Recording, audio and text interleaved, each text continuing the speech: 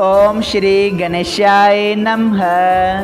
ओम नमो भगवते वासुदेवाय। हरे कृष्णा कृष्ण कृष्णा हरे हरे, हरे राम राम राम हरे हरे। तव्हां सभिनी हरि भक्तन के नमस्ते। प्यारा भक्तों, ही कथा पाण गुरु कृपा से हासिल करे रहा आयूं। श्री गणपति सरस्वती जो दरे ध्यान करिया थो मां भागवत महापुराण जो बयान, जैमें व्यासदेव ऐं श्री सुखदेव जी कयो आहे श्री कृष्ण लीला जो गुणगान। सबई चओ जय भागवतम महापुराण। प्यारा भक्तों, कल कथा में पाण श्रीमद् भागवत महापुराण साहिब जे 10 स्कंद जे अध्याय 86 जे पहिरें भाग में ॾिठो त कहिड़ी रीत नारद मुनीअ जे सम्झाइण मूजिबि 5 ई भाउ द्रौपदी माता सां गॾु रहण लॻा। हिकिड़े भेरे अर्जुन उन नेमनि खे टोड़ण जे करे 12 वरियनि जे करे बनवास लाइ हलियो वियो ऐं बनवास में तीर्थ यात्राऊं कंदे अची द्वारिकापुरीअ मां निकितो, जिते बलदेव जी पंहिंजी भेण सुभद्रा जो विहांउ दुर्योधन सां तय कयो हो। लेकिन जॾहिं अर्जुन सुभद्रा खे ऐं जॾहिं सुभद्रा अर्जुन खे ॾिठो त ॿई हिक ॿिए ते मोहिजी विया ऐं ॿिन्ही जे मन में इहा इच्छा थी त हिक ॿिए सां विहांउ थिए।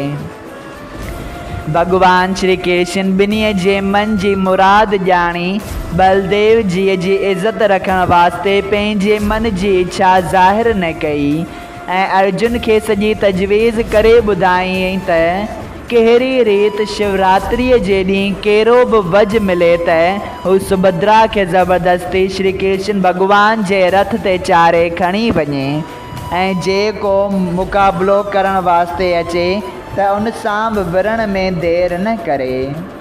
सबई चओ जय श्री कृष्णा। प्यारा भक्तों, अॼु पाण उन ई कथा खे वधीक अॻिते वधाईंदे श्रीमद् भागवत महापुराण साहिब जे 10 स्कंद जे अध्याय 86 जो ॿियो भाग शुरू करे रहिया आहियूं। श्री सुखदेव जी चवनि था, हे राजा, भगवान श्री कृष्ण जी तजवीज़ ॿुधी अर्जुन उते ई ख़ुशीअ सां टिकी पियो। जॾहिं शिवरात्रीअ जो सभई स्त्रियूं पुरुष द्वारिकावासी सुभद्रा समेत रेवत पर्वत ते पूजा करण वास्ते विया, तॾहिं सन्यासी रूप अर्जुन बि मुरली मनोहर जे रथ ते चढ़ी उते वियो ऐं धनुष्य बाण खणी रस्ते ते बीठो रहियो। जीअं अञा सुभद्रा पूजा करे पंहिंजियुनि साहेड़ियुनि सां मोटी, तीअं अर्जुन लॼ ऐं डपु छॾे यकदमि सुभद्रा खे हथ खां झले रथ ते चाढ़े हस्तिनापुर जो रस्तो वरितो। जॾहिं इहा ॻाल्हि यदुवंशियुनि ॿुधी ऐं बलराम खे बि ॿुधायऊं, तॾहिं बलराम जी कावड़जी चयो, मां उन भिखारी अर्जुन खे उन पाप कर्म करण करे सख़्तु सज़ा ॾींदसि। ईअं चई बलराम जी कावड़जी घणा ई यदुवंशी साण वठी अर्जुन जे पुठियां वञण वास्ते तयारु थियो। तॾहिं श्याम सुंदर बलराम खे अची चयो त हे भाई, अर्जुन असांजी पुफीअ जो पुटु वेझो अज़ीज़ ज़ात ऐं कुल में उत्तम आहे ऐं पाण विद्या अहिड़ी त ॼाणे थो जो यदुवंशियुनि में को बि अहिड़ो ॾिसण में नथो अचे जो उन सां मुक़ाबिलो करे सघे।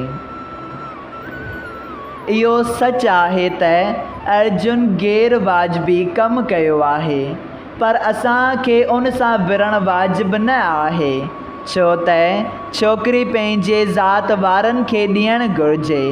उन खां वधीक कहिड़ी ॻाल्हि सुठी चइबी जो अर्जुन पुराणी माइट खे ॾिनी वञे।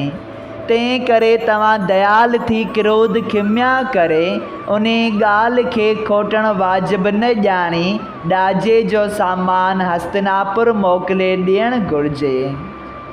इहो ॿुधी बलराम ख़फ़ा थी हल ऐं मौसल पंहिंजा हथियार ज़मीन ते उछलाए चयो, हे राजा, मूं वटि ॾाढा वॾा सेना आहिनि, पर मूं वटि हिकिड़ी बि सेना कान्हे। ॿियो ॿुधी बलराम ख़फ़ा थी हल ऐं मौसल पंहिंजा हथियार ज़मीन ते उछलाए चयो, हे राजा, मूं वटि ॾाढा वॾा सेना आहिनि, पर मूं वटि हिकिड़ी बि सेना कान्हे। इहे सभु कम मुरली मनोहर जा आहिनि, जो बाहि लॻाए पोइ पाणीअ खे डोरे। हिन खे पंहिंजनि भक्तनि जी ख़ुशीअ वास्ते कंहिं बि गिला या लॼ जो वीचार रहे ई नथो। उन ही जी सिखियाउनि ते अर्जुन ज़बरदस्ती सुभद्रा खे खणी वियो आहे। न त उन में कहिड़ी सुमर्थी आहे जो गैर वाजिबी हालत करे। हाणे मां पंहिंजे भाउ जे हुकुम खे मोटाए नथो सघां, तंहिं करे जीअं हू चवे थो तीअं कंदसि। ईअं चई बलराम जी बेशुमार कपिड़ा गहना, ॿियो असबाब ऐं हाथी ऐं घोड़ा, रथ ऐं बानियूं बाना वग़ैरह संकल्प करे हस्तिनापुर मोकिलिया ऐं अर्जुन पंहिंजे घर पहुची वेद मूजिबि सुभद्रा सां वियांउ करे संसार जा सुख ॾिसण लॻो। प्यारा भक्तों, एतिरी कथा ॿुधाए श्री सुखदेव जी स्वामी चवनि था, हे राजा परीक्षित, ॾिसो नारायण जी पंहिंजनि भक्तनि जो केॾो मान थो रखे ऐं संसारी माण्हू वरी खिमिया बि नथो करे सघे। हाणे मां बि उन जी महिमा जी ॻाल्हि ॿुधायां थो। मिथिला शहर में बोलाशिव नाले राजा वॾो भगत हूंदो हो ऐं हू दिलो जान सां पाण खे ईश्वर जो दास सम्झंदो हो। ऐं उन नगर में शर्त देव नाले ब्राह्मण बि हरि भक्त रही 8 ही पहर परमेश्वर जे सुमरण ऐं ध्यान में मगन रहंदो हो। गुरनि खां सवाइ जेके मिलंदो हुअसि सो खाई संतोष सां रहंदो हो, पाण कंहिं खां बि न घुरंदो हो। रोज़ राति जो ॿई भगत पाण में वेही इहो वीचार कंदा हुआ त सुभाणे वेंकटनाथ जे दर्शन करण वास्ते द्वारिका हली पंहिंजो जनम सफलो करंदासीं। पर सुबुह जो उते न वञी चवंदा हुआ त श्याम सुंदर अंतर्यामी दीन दयाल पाणे ई अची दर्शन ॾे हा त तमामु चङो हो।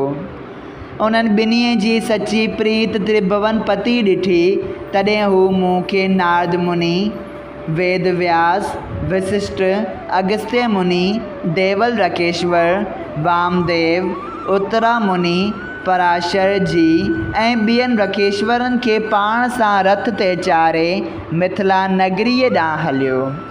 वाट में जेके देश ऐं मुल्क आया थे तिन जा राजाऊं पेशवा अची केतिरनि क़िस्मनि जूं उम्दियूं शयूं आणे भेटा ॾेई दर्शन करण सां पंहिंजो जनम सफल कंदा हुआ। सभई चओ जय श्री कृष्णा। श्रीमद् भागवत महापुराण साहिब जे 10 स्कंद जे अध्याय 86 जो ॿियो भाग संपूर्ण थियो। अगरि तव्हां सभिनी हरि भक्तनि खे हिन कथा मां लाभ हासिल थियो हुजे त कृपया हिन कथा खे ॿियनि हरि भक्तनि सां शेयर कजो त उन्हनि जो बि भलो थिए ऐं तव्हांजो बि भलो थिए। सभई चओ जय सिया राम। राधे राधे।